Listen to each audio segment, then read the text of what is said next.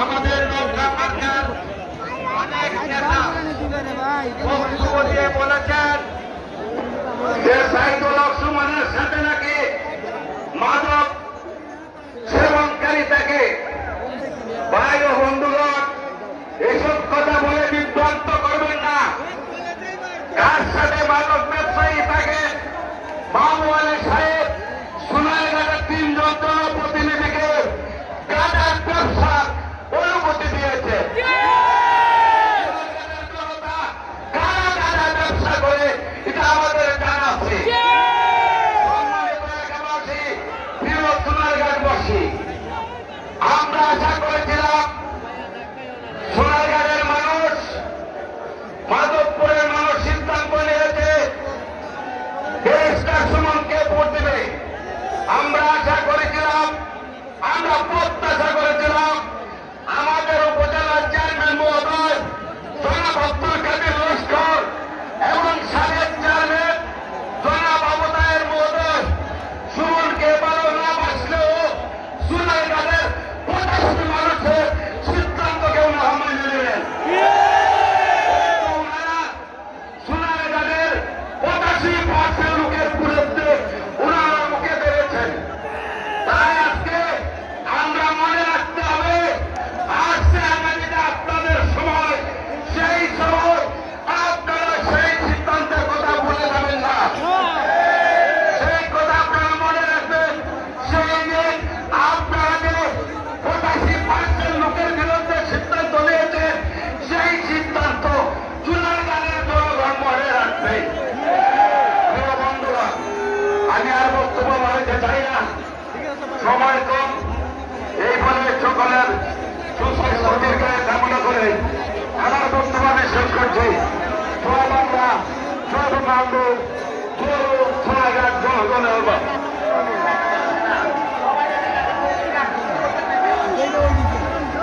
প্রিয় বন্ধুরা, আমাদের মধ্যে প্রথম বক্তব্য নিয়ে আসছেন আমাদের মালিক ভাই জাফারি সাহেব। সংক্ষিপ্তভাবে আপনাদের সামনে বক্তব্য রাখবেন। বিসমিল্লাহির রহমানির রহিম। প্রিয় সোনারগাঁও উপজেলাবাসী, আসসালামু আলাইকুম। যে বক্তব্য প্রবাসী সোনার কিচ্ছু করে নাই, আপনারা এত কষ্ট হয়েছে, মনে অনেক দুঃখ আছে। ছুটি পাবে, আপনারা বাড়িতে চলে যাবে। 7 তারিখে আপনারা ইমাম মাঠে ভোট দিয়ে জয়যুক্ত করবেন। ইনশাআল্লাহ সোনারগাঁও মাধবপুরবাসীকে আমরা সুমনের পক্ষ থেকে আমরা সোনারগাঁও এবং মাধবপুরকে উন্নয়নের দিকে নিয়ে যাব। সুমনের যদি আপনারা জয়যুক্ত হয়ে 4 তারিখ, আমি সুমন আমার ভাই সুমনের কাছে থেকে আমি সোনারগাঁও এবং মাধবপুরের উন্নয়নের জন্য কিভাবে কাজ করবে ঠিক করে দেব। আপনারা বলেন, আল্লাহকে শান্তি রাখতে হাত দিয়ে দেন। আমরা একসাথে এই ইচ্ছাকে হাত দিয়ে যাব। আমরা প্রথম করি বিরোধ তারা ভাষাকে ভোট দেব না।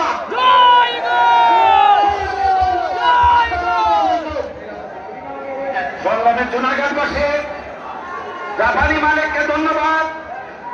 এখন আমাদের সামনে বক্তব্য নিয়ে আসছেন মাধবপুর উপজেলার সাবেক জেলা পরিষদের সদস্য জনাবা ফাতেমা আরিনা। জনাবা ফাতেমা আরিনাকে সংক্ষিপ্তভাবে বক্তব্য দেওয়ার জন্য অনুরোধ জানাচ্ছি।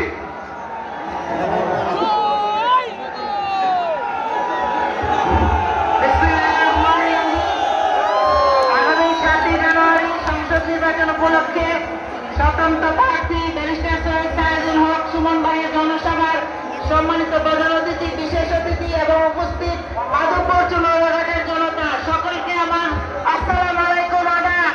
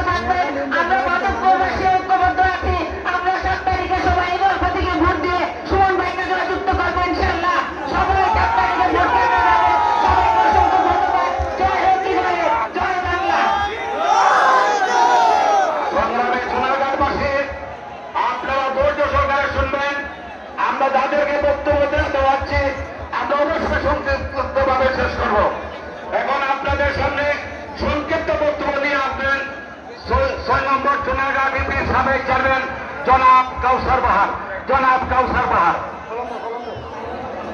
বিসমিল্লাহির রহমানির রহিম। আজকে চুনারগঞ্জ জনসভার সম্মানিত সভাপতি, উপস্থিত প্রধান অতিথি ও সামনে আমার আগত আজকে এই জনগণের শ্রোতাগণ, আসসালামু আলাইকুম। আমরা বক্তব্য বেশি কথা বলবো না, একটি কথা বলবো। আমরা গত ইউনিয়ন পরিষদ নির্বাচনে একমাত্র চুনারগঞ্জ মাধবপুরের মাঝে যে 16 জন চেয়ারম্যান বের করতে, এর কারণ হলো আমাদের বাহুবলী মন্ত্রী মহোদয় সাহেব। কারণ তিনি যদি একটা রাস্তা আমাদের ইউনিয়ন পরিষদে করতেন তাহলে আমরা বলতে পারতাম উনি একটা রাস্তা করতেন। উনি কোভিড-19 সময় আমরা চেয়ারম্যানরা কিভাবে চেয়ারম্যানই করেছি আমরাই পারি। আমি বলতে চাই আপনাদেরকে, সপ্তাহে আমাদের আমরা কোন কাজকর্ম করতে পারি না, আমরা কোন প্রচারণা করতে পারি না, গরিবদের উপর মনোবিষ করতে পারি না। আমার নাম চুনারগঞ্জ ইউনিয়ন পরিষদে একটা রাস্তায় একটা ইউনিয়ন করেন নাই। আমি আপনাদেরকে বলবো, আমার ওনার উন্নয়ন শুধু একমাত্র 3জন ব্যক্তি হয়েছে। উনি 3জনকে মাদকের লাইসেন্স করে দিয়েছেন। আমরা চুনারগঞ্জে শুধু মাদকের মাত্র 15 নম্বরে পেয়েছি। আমরা আগামী 7 তারিখে দেশের সাহিত্যের সমাজকে যুক্ত করে চুনারগঞ্জে মাদক এবং সন্ত্রাস নির্মূল করে এর উপরে আমার বক্তব্য শেষ করলাম। আসসালামু আলাইকুম।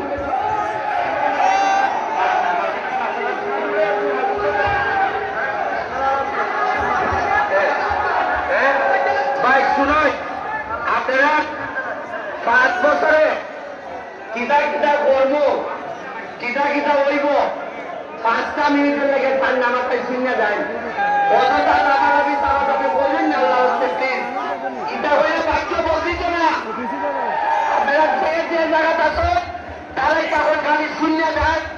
জানা জায়গাকে জীবিত থাকতে চাই না, জান যে কিতা আমরা পাওয়ার অধিকার আছে, আমরা কিতা পাই না। আমরা বক্তব্য সংক্ষিপ্ত করতেছি। আমি আপনারা যারা সাধারণত আসেন, ভাই ও বন্ধুগণ, মা বন্ধুকে সতর্ক বলছি, আপনি সাবধানতার সাথে দাঁড়িয়ে থাকবেন যাতে কোনোভাবে দুর্ঘটনা না ঘটে। সম্মানিত চুনারগঞ্জবাসী, এখন আপনাদের সামনে বক্তব্য নিয়ে আসছেন 3 নম্বর দেওয়ান বহরা ইউনিয়নের বর্তমান চেয়ারম্যান জনাব আলাউদ্দিন সাহেব।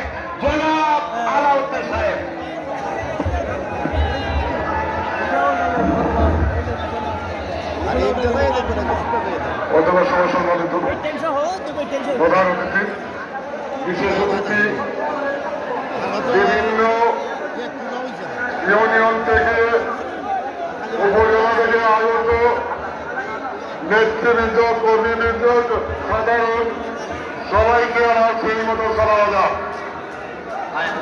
আমরা দীর্ঘদিন যাবৎ